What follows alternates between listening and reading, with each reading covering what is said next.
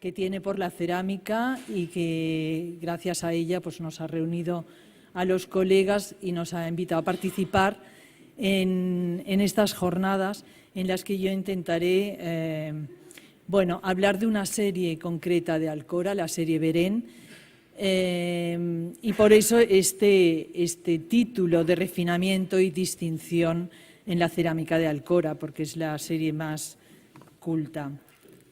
Bien, para contextualizar, diré que, como ya todo el mundo sabe, pues España cambió radicalmente con la llegada del primer Borbón, Felipe V, un rey joven de 17 años, criado en la corte de Versalles, que era el centro de irradiación de todas las modas, de todas las tendencias, de todas las novedades políticas, económicas e industriales. España era entonces un país atrasado y anclado en sus viejas costumbres y que no participaba de nada de todo lo que ocurría en Versalles, como el resto de las cortes europeas. Por lo tanto, tuvo que asumir toda una serie de cambios profundos, sociopolíticos y adaptarse a las nuevas costumbres afrancesadas. El monarca trajo consigo, el monarca y su corte, lo que entonces se conocían como los artículos de París, que eran desde tejidos, vestidos, sombreros, carrozas, pintura, tapices, además de los vinos, licores y las confituras preferidas. Poco a poco, la vida cotidiana de las clases privilegiadas se fue adaptando a estas novedades y empezaron a organizar sus tertulias, sus salones, sus fiestas, sus representaciones teatrales y, sin perder la religiosidad de la época de los Austrias, sustituyeron la austeridad y la seriedad por una cierta sofisticación y una cierta frivolidad. La vivienda empezó a ser como las viviendas francesas, que daban preferencia, vamos a ir pasando.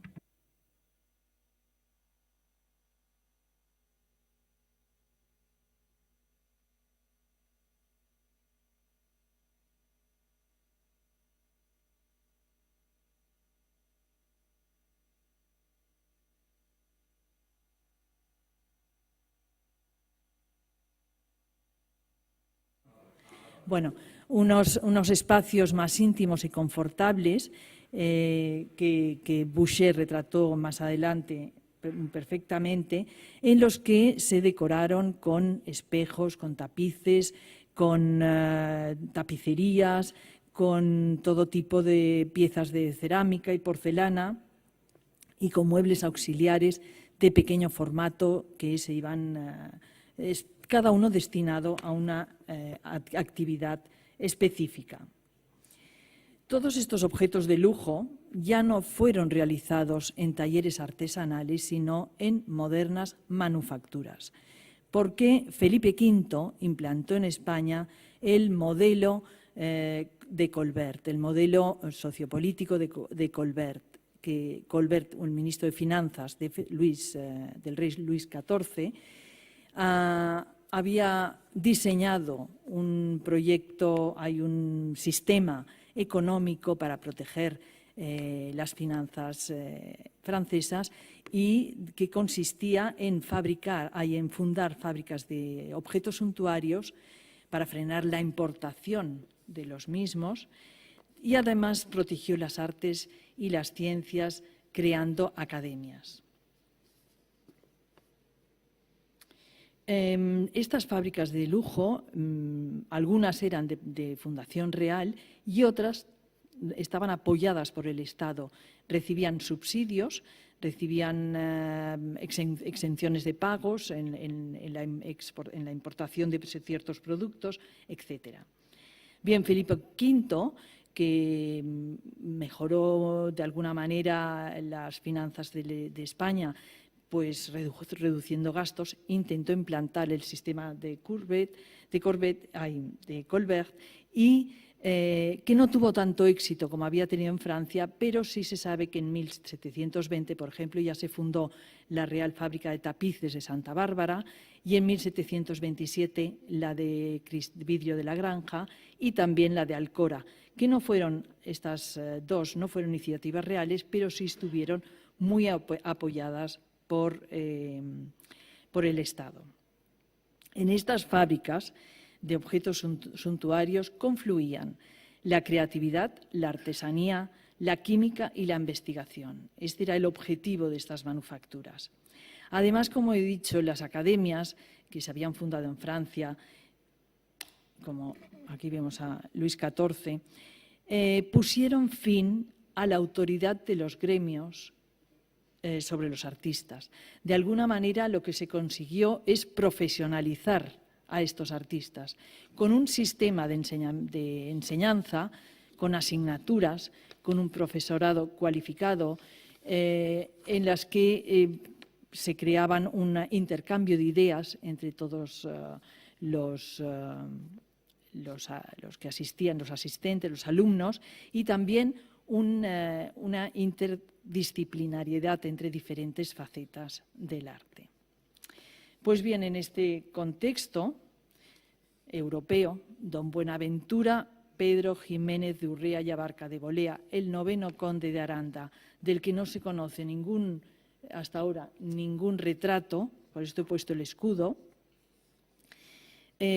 fue de profesión militar, un hombre de una gran cultura, un gran ilustrado, que contaba con un importante patrimonio personal, fundó la primera manufactura de cerámica en una población de Castellón que se llama Alcora y que fue la primera experiencia industrial de este material y signo inequívoco de la Ilustración. ¿Quiso el conde de Aranda con esta iniciativa emular a sus homólogos europeos como el príncipe elector de Sajonia, que había fundado la fábrica de Meissen en 1709, o el príncipe conde que había fundado otra fábrica de porcelana en Chantilly en 1725? Pues sí, evidentemente, con esta iniciativa lo que quiso es acercar posturas a estos europeos, a estos aristócratas europeos, y compartir el mismo objetivo, que era el de fabricar porcelana. Pero con esta iniciativa también lo que hizo es frenar la importación de vajillas de lujo en España. Bien, la porcelana, como ya todo el mundo sabe, es el material cerámico más codiciado del siglo XVIII, que se le conocía como oro blanco, y destacaba por sus cualidades que no tenían, que no se podían conseguir con la loza, que era el color blanco puro, la dureza, la translucidez, la sonoridad, el que se podía modelar tan fino como una cáscara de huevo y que admitía una gama de colores mucho más amplia. Sin embargo, en España no existía el caolín, que es el ingrediente básico de la porcelana, por lo que el conde de Aranda empezó fabricando en loza todo tipo de vajillas y objetos domésticos, utilitarios y ornamentales. El conde, para llevar a cabo sus fines, construyó una fábrica de nueva planta. La dotó de departamentos especializados y de una academia de aprendices también. Dictó unas ordenanzas muy rígidas y obligó a los pintores a responsabilizarse de sus obras firmándolas. Esta es la evolución de la fábrica, que como vemos en 1727 era muy básica, pero cómo se fue evolucionando durante casi un siglo y hasta ser una fábrica bastante importante, bueno, muy importante, y que esto quiere decir también que la demanda durante este siglo no paraba, seguía existiendo siempre una demanda, y esta demanda se debe también a que la calidad de los productos era inmejorable.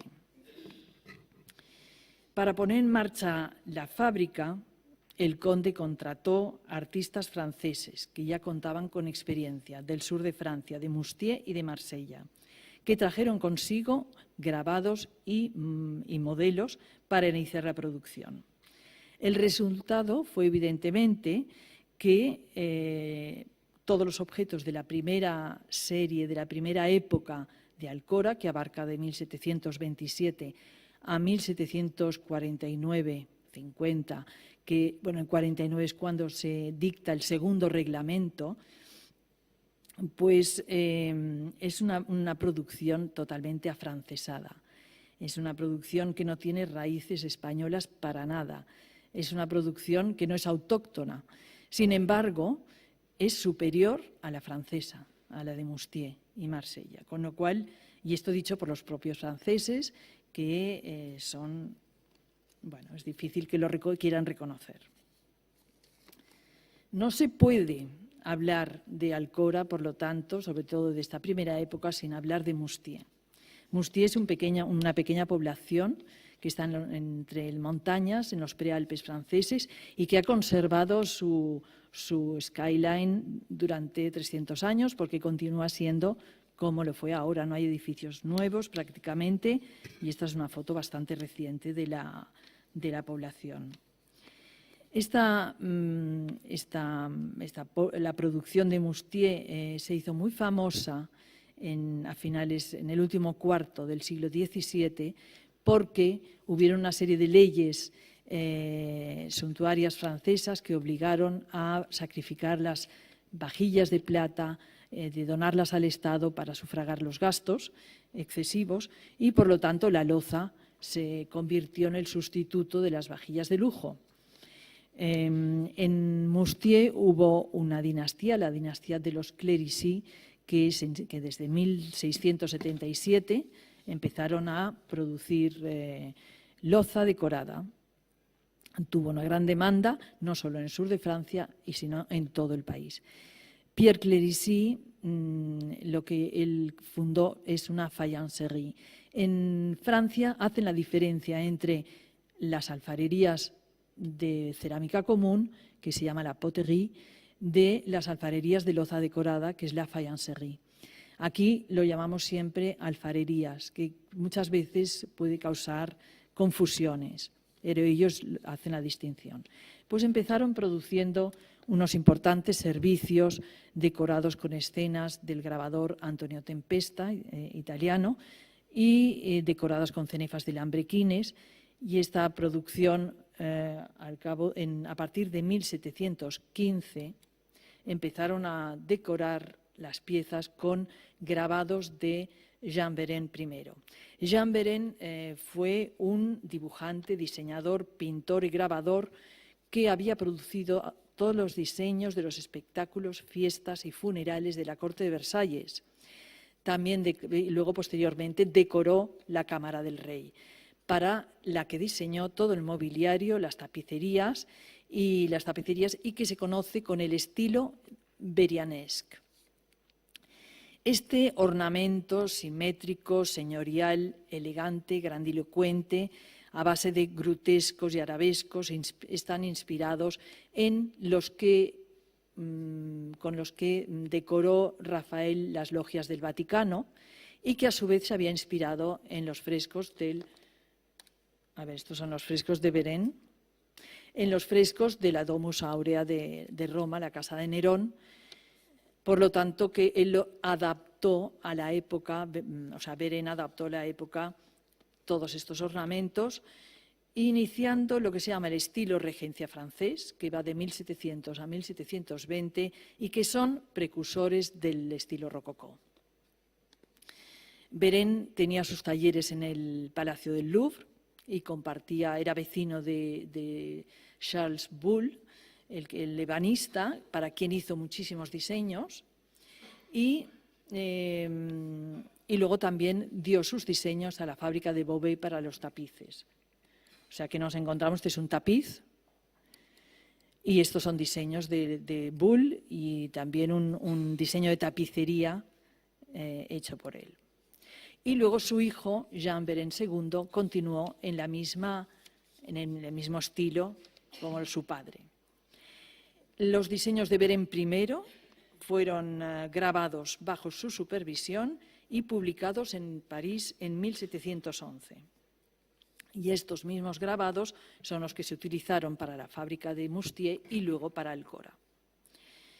En la loza de Moustiers se aplicó siempre el claroscuro azul, se utilizó este color. Y al final de la época, pues ya se empezó a utilizar colores complementarios como el verde, el amarillo y el morado. Aquí vemos los diseños de la decoración de Beren en Moustiers. Vemos que se va adaptando y siempre esta cenefa de puntillas que caracteriza esta época. Y un espacio en blanco entre el centro, la decoración del centro y la cenefa del borde, porque era el sistema ornamental francés la que imponía estas reglas. Vemos diferentes modelos, hechos a molde, desde luego,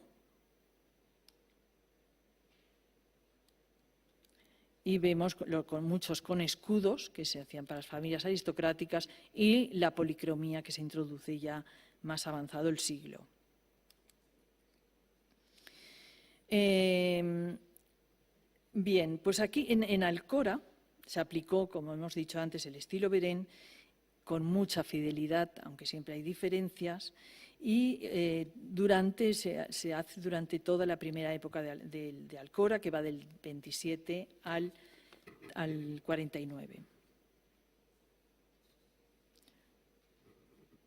Siguiendo, bueno, entonces vemos que también utilizan todas estas cenefas de puntillas, y este es un plato del Museo González Martín, enorme, de grandes dimensiones, de una complejidad y una perfección del dibujo increíbles, y ellos utilizaron no solo los arabescos de Beren, sino también otros de Paulus Decker, que están inspirados también en los de Beren.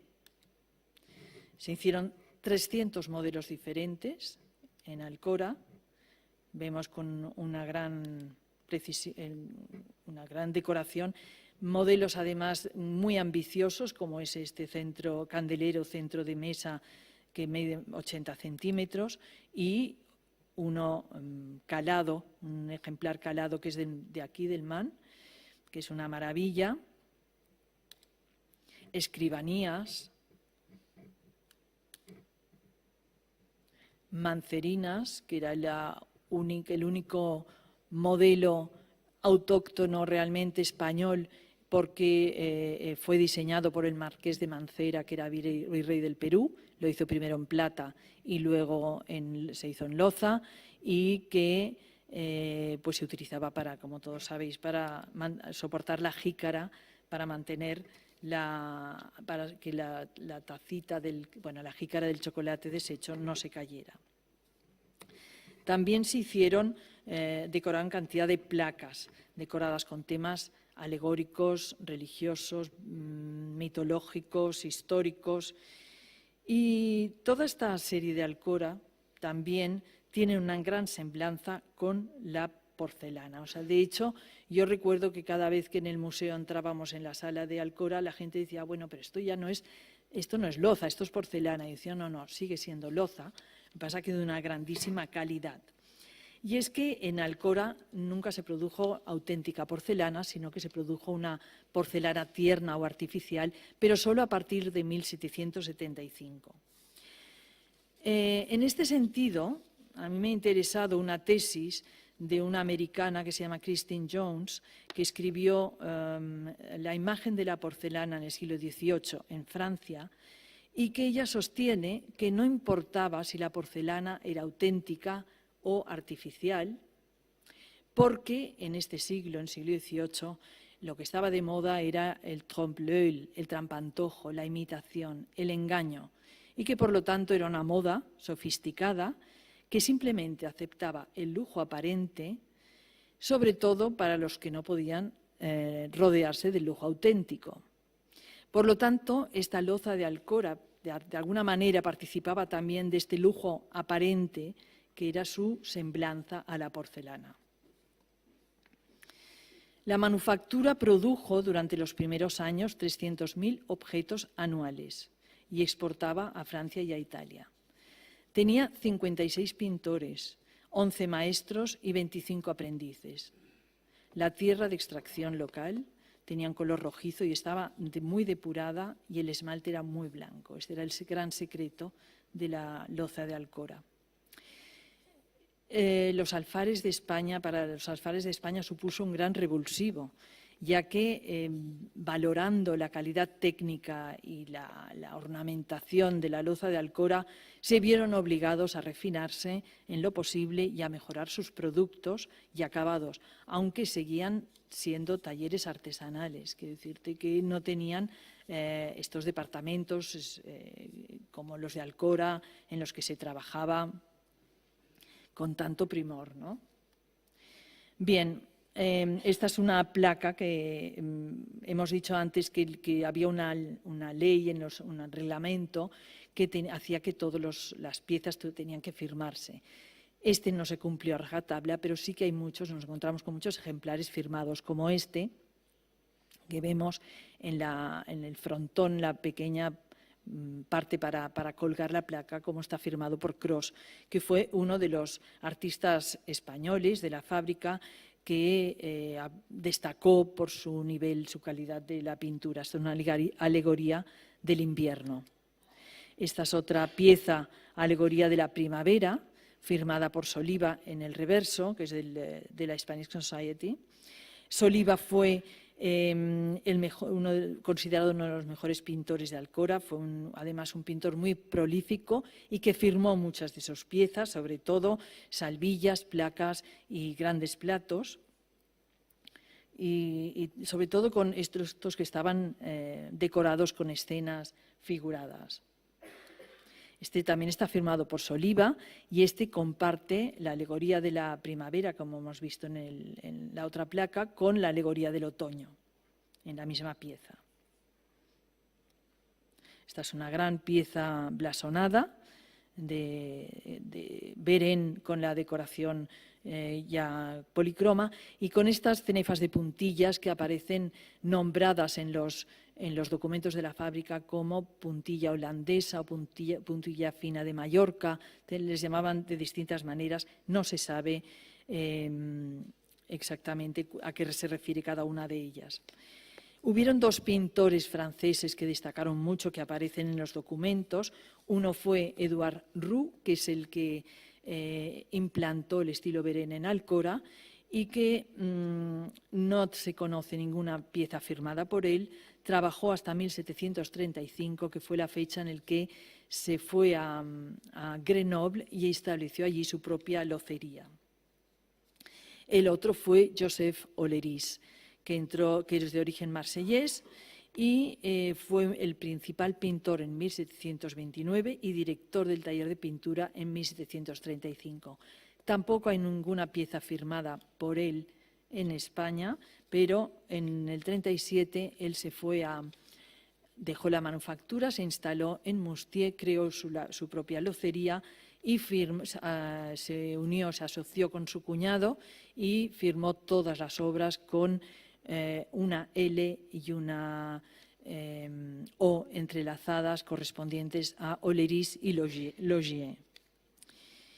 Bien, otros pintores españoles fueron Calvo, Badena, Serranía, Pastor, de los que conocemos que están firmadas las piezas. Iremos viendo. Este es un aguamanil. Esto es una forma muy similar a las que se hicieron en Moustiers también, pero un poco más grandes de tamaño. Y este es un aguamanil de una comunidad de los ¿cómo se llaman? Dominicos. Un ramillete, que estos servían para centro de mesa y se colocaban pirámides de frutas confitadas, pirámides de frutas frescas, flores, son centros de mesa, diferentes objetos como un espolvoreador de azúcar, un tintero con el escudo de los Aranda y un ramillete también, que se les llamaba a estos centros de mesa, con el escudo de los Abarca de Bolea. Las mancerinas, vemos cómo en la mancerina de plata está la decoración de puntillas que se aplicaba a la plata. y también a la cerámica. Es decir, muchos de estos ornamentos se aplicaron a la orfebrería. También los que hemos visto de Paulus Decker, los de Nuremberg y los de Augsburgo, se hacían primero para la orfebrería y luego se aplicaron a la cerámica. Y estos son puños de sombrillas de mujer, decorados con las puntillas y con esto, y un plato, una colección privada con una escena del Quijote policroma, un ejemplar muy especial. Tenemos aquí también una placa con un tema bíblico, que es el baño de la casta Susana, espiada por los ancianos y firmada en la parte superior con una V y una P correspondientes a Vicente Pastor. Este tema está copiado de la pintura de Santerre, de la cual se hicieron grabados, que son los que se utilizaban en las alfarerías y que se aplicaron también en Alcora, pues en esta salvilla. Esta es una bellísima placa con una decoración de flora, posiblemente diseñada por Soliva, que a él se le atribuyen todas estas mujeres vestidas con estos vestidos adamascados, con unos tejidos adamascados en diferentes posturas. Y este es un plato de la colección Bosch del Man, que es el nacimiento de Hércules, de unas dimensiones considerables y del que no he encontrado el grabado, pero sí he encontrado muy semejante, una pintura muy parecida, que supongo que de esta pintura de Carracci, que está en el Palazzo Farnese de Roma, se debió hacer el grabado para este plato del Man, que es tan interesante también, que es el nacimiento de Hércules. Y luego hay una serie de platos de grandes dimensiones decorados con temas de las batallas de Alejandro. Las batallas de Alejandro fueron pintadas por Lebrun, un pintor del siglo XVII francés, que hizo todos unos frescos para el palacio de Nicolas Fouquet en el palacio en Vaux-le-Vicomte, en el siglo XVII. Estas batallas las pudo admirar Luis XIV, se entusiasmó porque se identificó con Alejandro. Esta es Darío delante de Alejandro y su familia. Pintura grandilocuente y pomposa de Lebrun entusiasmó tanto a Luis XIV, que lo nombró en 1672 primer pintor de la corona, y le invitó a Versalles a decorar de esto. Con estos cuadros de la batalla de Alejandro se hicieron tapices en los gobelinos también. Aquí vemos el grabado, que es el que sirvió en las alfarerías. O sea que vemos que Alcora participaba de toda este repertorio tan culto del siglo XVII francés.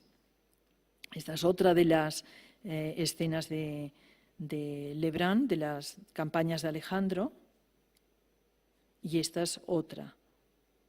Es un cuadro fantástico que está en la Spanish Society y es Alejandro contra los persas, con el grabado es de Audran. Vemos que también se aplica las puntillas Beren ya a finales de la primera época de Alcora y va entroncando con la serie de las flores naturalistas, como vemos aquí también.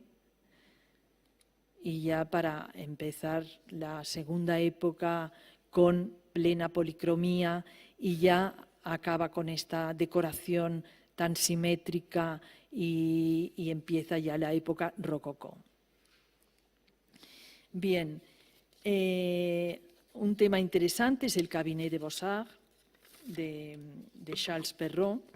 Charles Perrault se debe su celebridad haber dado forma literaria a todos los cuentos clásicos infantiles de la Caperucita Roja, El gato con botas, La Bella Durmiente, pero fue en realidad uno de los hombres más ilustres de la Francia del siglo XVII y una figura muy poliédrica. Había sido un burgués que había estudiado de París, que había estudiado Derecho en Orleans, pero que entró a trabajar como funcionario en el gobierno y que contribuyó a la creación de la Academia de Ciencias y a la restauración de la Academia de Pintura. Fue secretario, canciller, bibliotecario de la Academia Francesa y académico desde 1671. Fue muy apoyado por el ministro Colbert y estuvo, bueno, y entonces, así. Y entonces, ¿quién le convirtió en una especie de secretario de Estado para la Cultura? Y a él se le encomendó el acondicionamiento del Palacio del Louvre. Perrault fue sobre todo un hombre de estudio, un académico, y en todas sus horas libres se dedicó a escribir. Escribió 46 libros, entre los que puso en valor a los escritores modernos contra los más tradicionales. Y destacan su volumen sobre la pintura y las memorias de mi vida, que daba a conocer todo su maestría sobre la cultura y las ciencias de su tiempo. En 1690, cuando Perrault estaba en pleno apogeo de su carrera, tenía 62 años, publicó un libro de grabados que se llamaba El Cabinet de Beaux-Arts, que recogía todos sus comentarios iconográficos sobre los grabados que ilustran este libro, y que es la decoración de un techo del Palacio de los Hermanos Perrault en París, que estaba en la orilla izquierda, cerca del actual Panteón, y que ya está totalmente dispersado, ya no existen. Suerte tenemos del libro de grabados, en el que colaboran 11 grabadores de los más ilustres de la época y que reproducen pinturas de 11 pintores importantes del siglo XVII francés. Perrault explica en su publicación que para las 8 lunetas que ha colocado juntas en uno de los lados más largos del techo están la poesía, la elocuencia y la música, por tener en común las cosas puramente espirituales que se manifiestan por la palabra y la voz.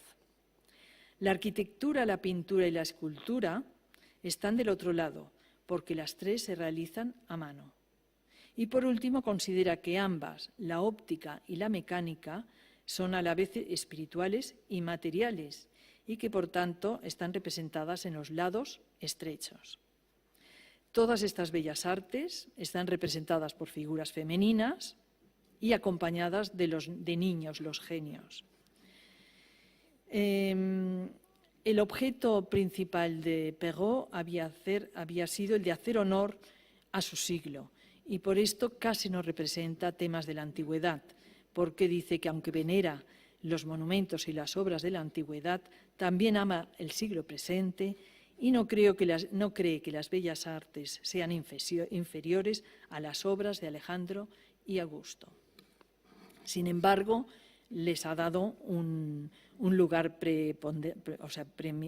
predominante en el centro de la estancia, donde ha colocado a Apolo, que representa el genio de la invención, flanqueado por Minerva, que por su destreza representa todas las artes, y Mercurio como padre de la industria. Bien. Aquí vemos la luneta de la elocuencia, que lleva un cetro en la mano, es dueña y soberana de las voluntades y los caprichos. Se hace obedecer siempre y no necesita guardianes ni armas. Su propio rostro imprime respeto y su gesto anima a que todo el mundo obedezca sus órdenes. Entre los genios hay uno que lee, otro que escucha con gran atención y otro que sueña profundamente. Este grabado sirvió de modelo idéntico a esta pieza del Mann, que está aquí, que está rodeada con una cenefa de puntillas. La música. La música dice que, Perrault decía que si la poesía y la elocuencia impresionan, la música tiene algo todavía más impresionante. Así que sirve para embellecer la palabra. Y la música trata de comunicar el don de encantar hasta el éxtasis. No se contenta con reinar en el corazón de los hombres como sus dos primogénitas, sino de conmover el cielo con sus cánticos, y extiende el poder a los animales y a las rocas, armonizando todo su entorno. Bien, esta pieza está firmada por Cristóbal Cros y reproduce fielmente el tema de la música. La poesía. Perrault escribió que la poesía siempre inventa y crea cosas. Sus ojos, elevados al cielo, y su pequeña sonrisa muestran la alegría que aporta cualquiera de las ideas agradables, que entrevé, que persigue y que está a punto de atrapar. Bien, tiene corona de laurel y está rodeada con un genio que toca la trompeta, otro que toca la lira, y el tercero que está con una flauta pastoral que canta los amores de los pastores y la dulce vida campestre.